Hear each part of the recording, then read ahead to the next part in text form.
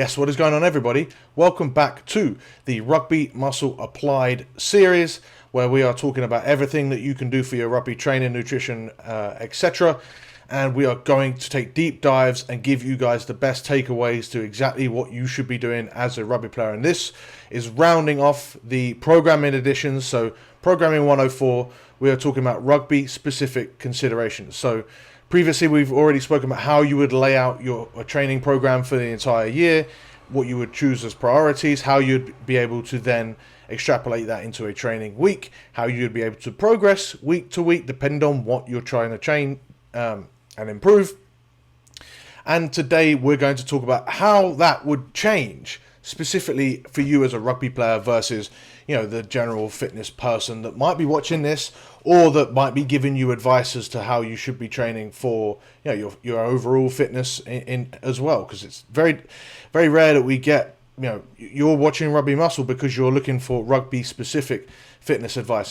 This isn't a commonality. It's most of the time when we're looking at fitness advice, it's general population, general well-being, getting in shape and looking good.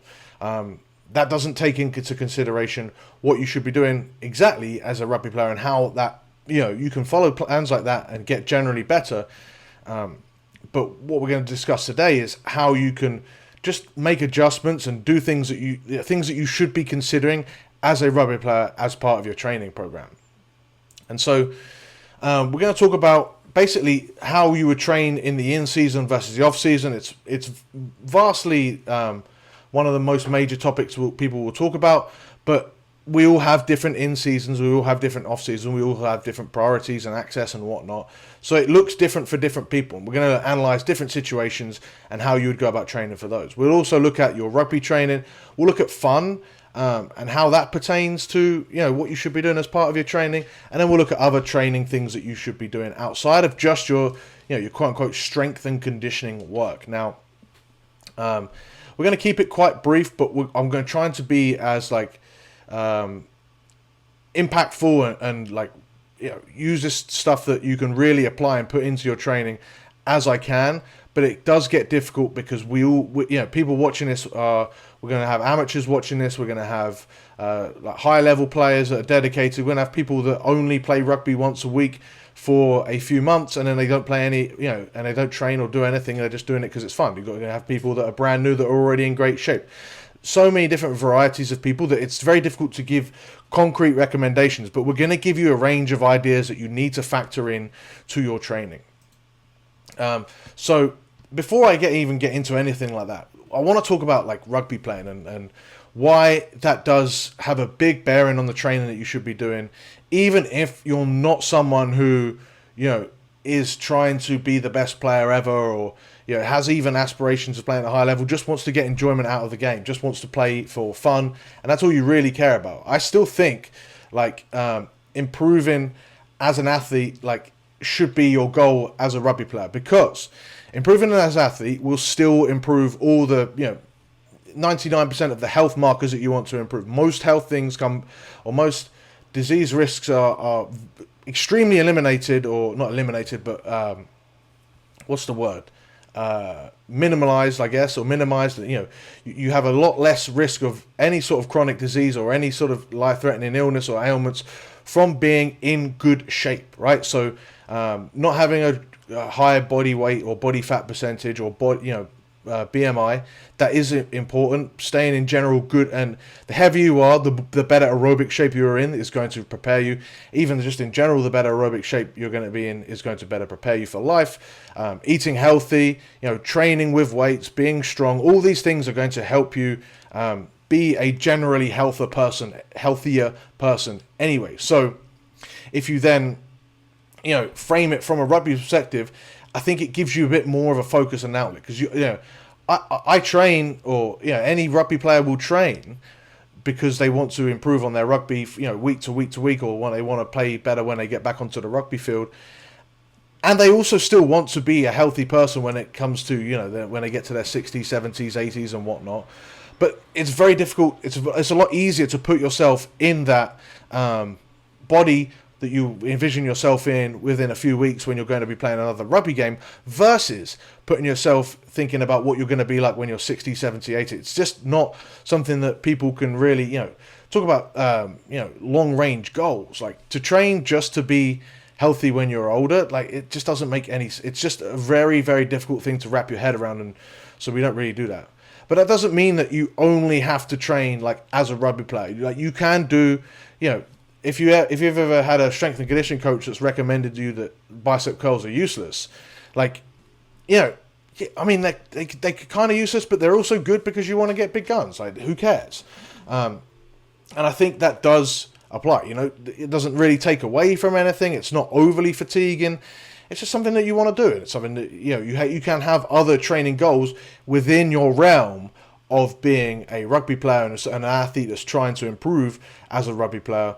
But this, just identifying that your training is mostly rugby specific is just frames all of the training decisions that you need to make. Do you need to have other goals like being able to do the splits and stuff? Probably not. It's probably not, or squatting a certain weight, not for the sake of squatting that weight, but for the sake of what that weight is going to, or what that strength that you would need to get to that weight is going to improve you as a rugby player. So set yourself lots of little mini goals, but the idea that, you have to, you're staying motivated to be healthy and, better person from doing all this training, you sort of hack away at it, and it makes it a lot easier if you just view yourself as a rugby player who is trying to improve. And, a lot of people that go to train just for rugby, and they do rugby because it's one of the more fun things that they can do to keep in shape. And we'll touch on that towards the end.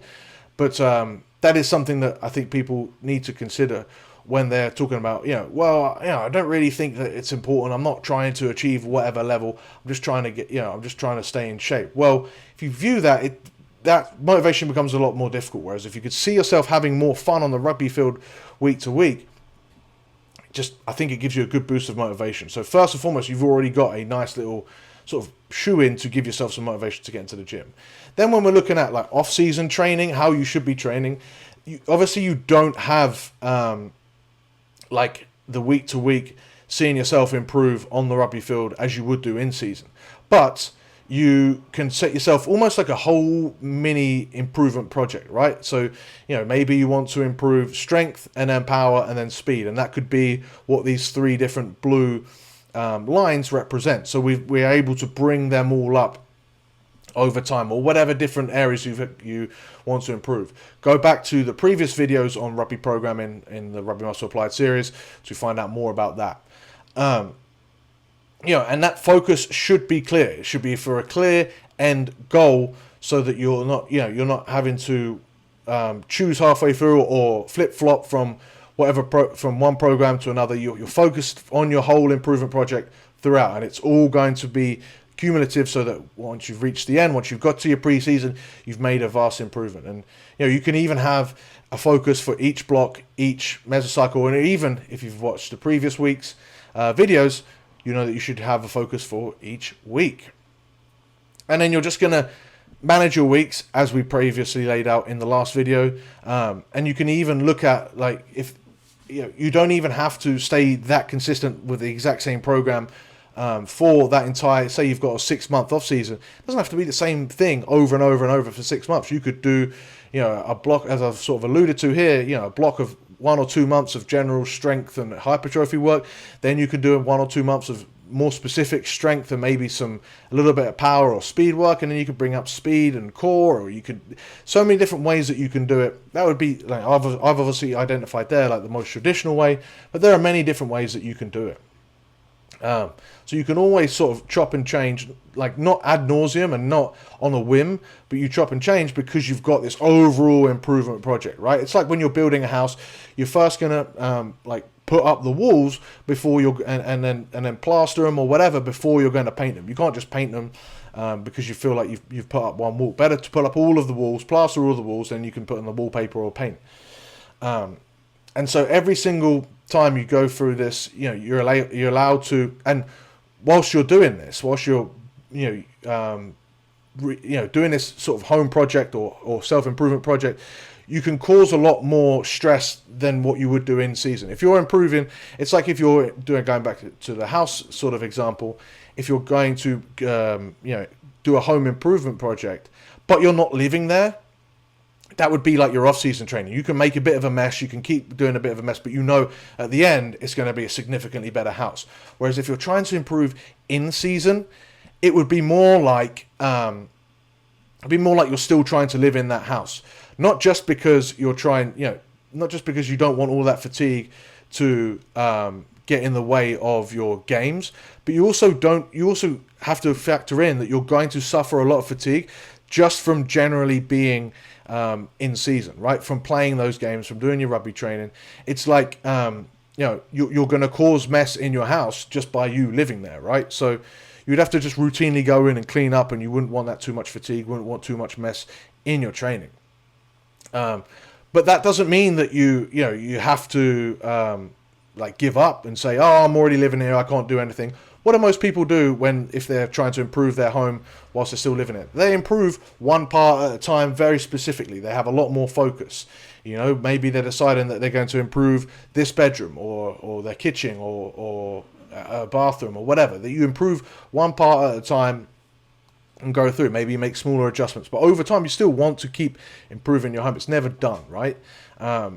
And so that's how you would apply your focus in season, because you've got less resources. Those resources need to be a bit more hyper focused. You're only looking to improve a few things because you want to avoid that fatigue that would happen, or that would impact your game and comes from games themselves. So even if you're someone that doesn't, you're not too fussed that you want to peak for a game necessarily. You don't need to power up yourself on a Friday or carb load on a Friday. Maybe even go boozing on a Friday night before your game.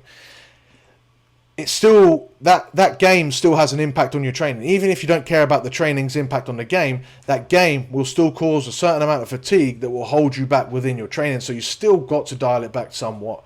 Particularly if you want to, stay injury-free, stay fresh, and really make progress, you've still got to bring your overall total training volume down.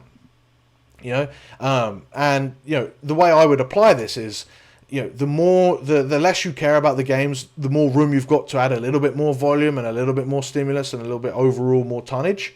But as someone that takes more priority in games, you might even want to try to, depend on your season. If you've got a very short season, it doesn't really matter too much. You almost have maintenance phases because, in the US, it's not too uncommon to have like a couple 2-month seasons, mini seasons throughout the year. You could just hold a maintenance phase for those 2 months and really sort of escalate your volume outside of those periods. Or if you're in the English season where it's like fucking 9 to 10 months sometimes, like including preseason, you still you can't just say I'm going to hold a maintenance phase for the majority of the time and then just only improve 20% of the time. You're going to hold yourself back, so you always want to sort of improve. So even then, you might want to look at your calendar of games, look at which games might be more important, which games might cause more fatigue, and try and plan around that. Or if that's not possible, because that's what all like high level teams will still do. It's you're peaking more for the end of the season. You don't necessarily have to peak for the preseason games or for if you have a run of cup games or something. That's not meaning to say that you're going to throw the games or you're going to perform poorly, but you're just saying that you're not overall aiming to peak at those times. So, you would give yourself those targets and you would give yourself things to improve upon during the season based on how you want to, the rate that you would want to improve, but and the weight you're willing to fatigue yourself and sort of not necessarily hold yourself back in games, but compromise potentially your performance just a little bit, right? So really understand that it's not just the fact that you're trying to peak for games, it's the fact that these games cause you fatigue as well. So you can use that to your advantage also, because I've dealt with players during the lockdowns where that we've come out of lockdown and we're playing friendlies, but those friendlies aren't the games that we're sort of trying to peak for. Those friendlies we're almost treating as extra training sessions, just high fatigue in training sessions, because you want to play them, you want to improve the game. But no one, it's not a make or break if you perform really well or you don't, and that's to be expected, right? So take into all those factors in, or take in all those factors, and the more data you've got, the more you can realize how much volume you can tolerate and how much volume makes your performance drop, and sort of adjust as you go. And then the other thing with in-season training, and I would also put this, pre-season would more be closer aligned to in-season, right? Because you've got this rugby training. It's probably the biggest factor. And, the negatives of the rugby training is that it can be very fatiguing. It's almost non-negotiable, right? So even if that time's really awkward, you still got to try and get there. And sometimes it can be unpredictable. You could have bad weather, so you go inside and you just do heavy fitness session, or you could do no session.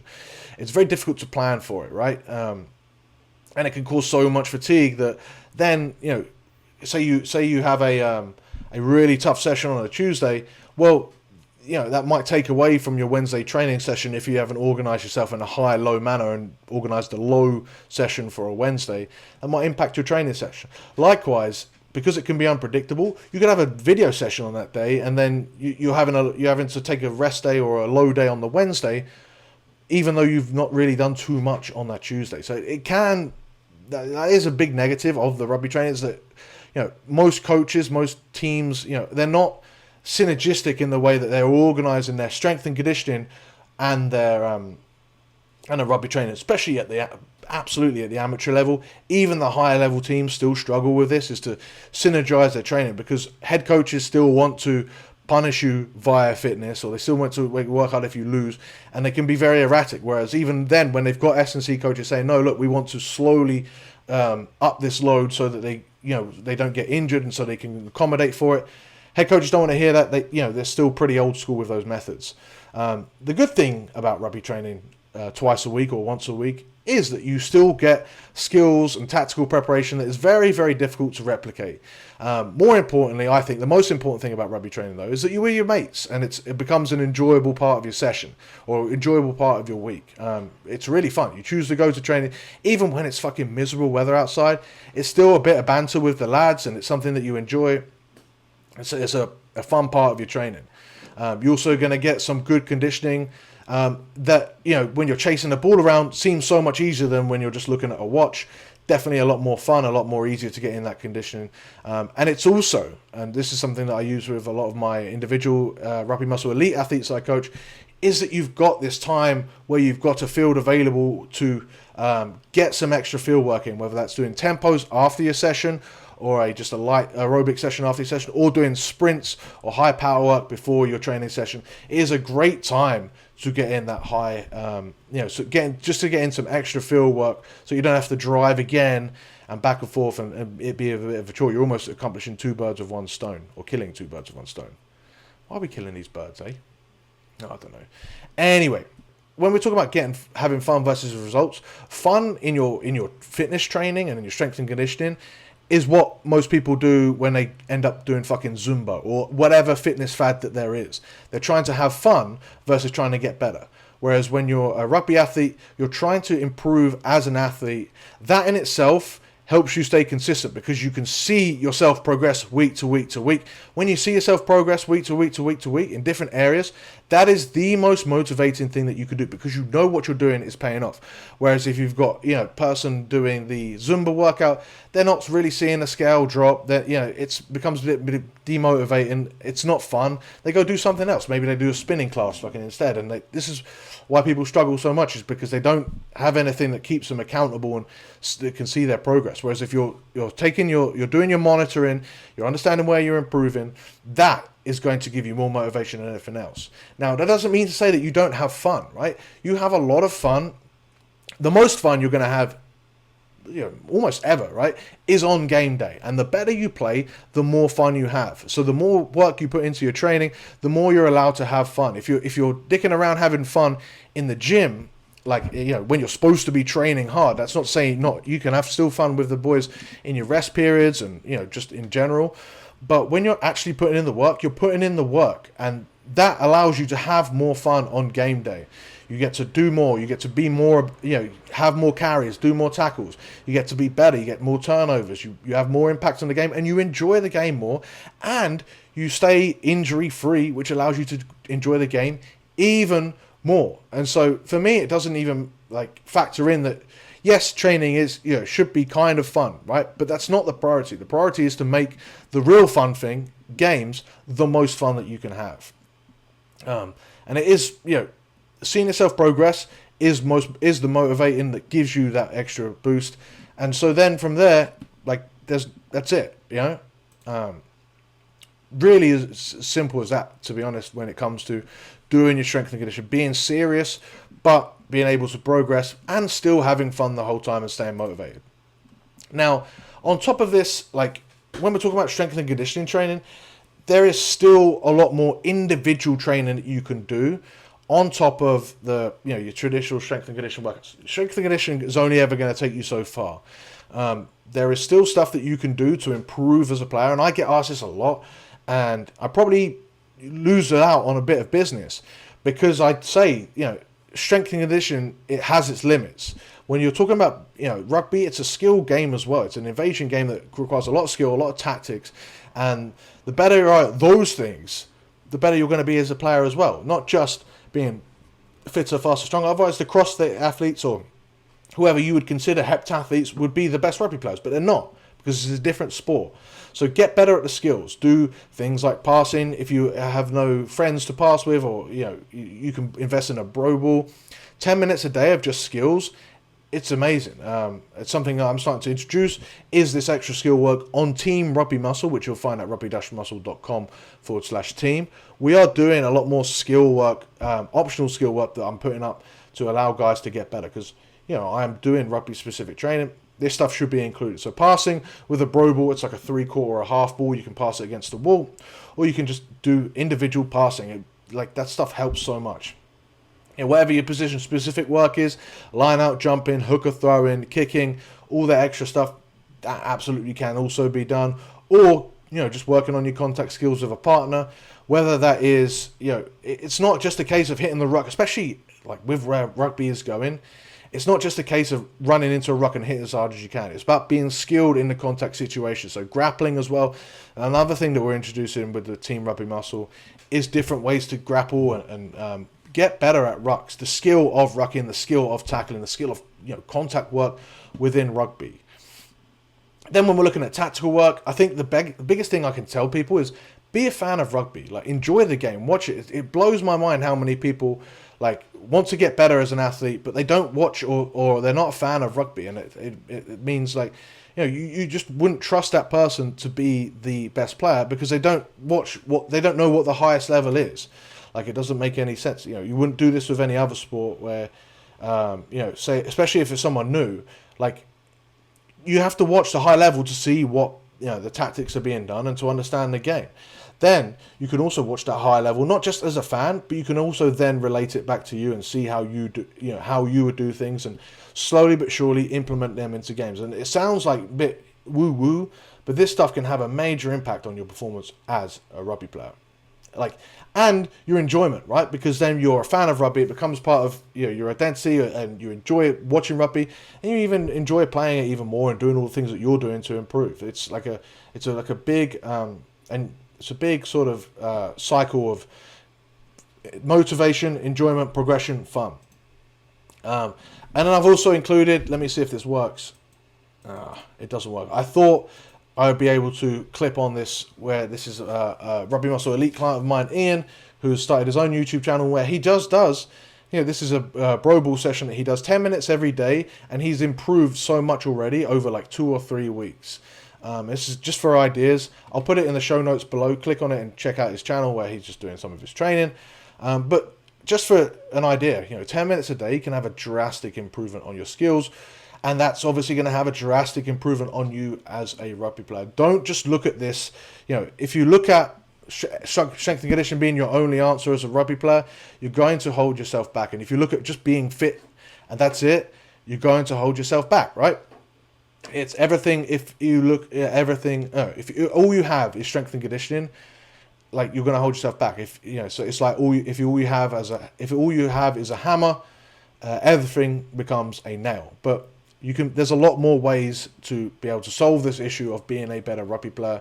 It's not that you have to stop doing your strength and conditioning. Just let's become a little bit smarter about it. All right, guys, that will end this Rugby Muscle Applied programming series. Thank you guys so much for watching. As usual, made it to the end. Man, thumbs up. Comments, let me know what else you would like to see on the Rugby Muscle Applied series, how you would like to see yourself for fitness, nutrition, training, all things rugby muscle. Let me know in the comments below. Thank you guys so much for watching this whole series, and I'll see you in the next one.